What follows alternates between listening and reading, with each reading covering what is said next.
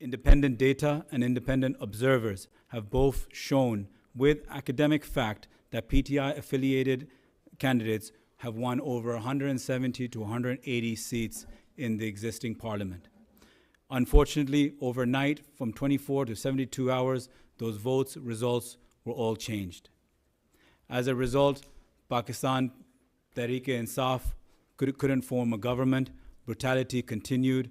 Votes that there were too many votes for even the constituency that even held the amount of constituents. So if a constituency had 400 votes, somehow the person who got the vote changed in Form 47 had 450,000 votes. So overnight, populations grew by 50 to 100,000.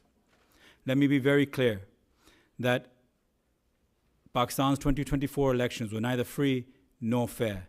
They were engineered to silence the democratic voices of millions. As if crushing democracy at the ballot